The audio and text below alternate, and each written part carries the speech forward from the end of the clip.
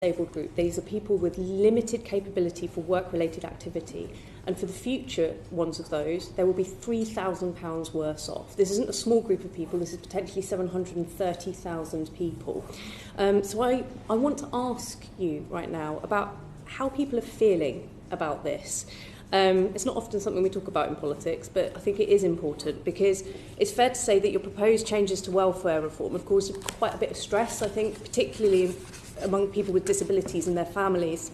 I'm sure many members have had similar things, but just some samples of what's come into my inbox. I am beyond stressed with anticipation of losing money. I have £700 to live on this month. Another one, the proposed cuts to disability benefits have left me feeling full of panic about the future and extremely let down. And the last one, I feel so sick, physically sick. The whole process is horrid. Please represent me. Prime Minister, what would you say to them? Well, I think this question of how people feel and values is really important. And that's why sort of standing back from the technicalities of any changes, the guiding principles are really important, which is those people that do need support and protection should get support and protection. Those that want to bridge into work should be supported by the government to bridge into work. At the moment, my own analysis is that pretty well all of the rules make it harder for people to get into work, not easier for them to get into work. But equally, those that can work should work. And we need to just apply those principles to the work that we are doing as we go along. Prime Minister, my question was specifically about the people that are very unlikely to ever be able to work, the most severely disabled, of which in future there will be £3,000 worse off.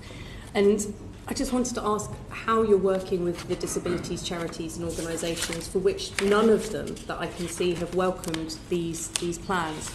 And I just wondered, I know that we're going through a consultation period. Yeah. And I wanted to ask whether this is a consultation period on the policy itself or the impact of this policy, because I think that is very different. Will this consultation period actually alter or be able to change or perhaps bring people together on this in a way that we haven't been so far? Well, I do want to bring people together on this, and it's very important we take different views into account. It's also important for people who have disabilities, which means they can never work, that they're not constantly reassessed, because certainly that's something I've picked up as a constant cause of anxiety, and that's why I personally think we should be doing more protection, a premium for those that are in the most severe category and never going to be able to work, and also relieve them of the pressure of being reassessed when we know that the reassessment isn't going to make any material difference. So I do think there are things that we can do that will reform the system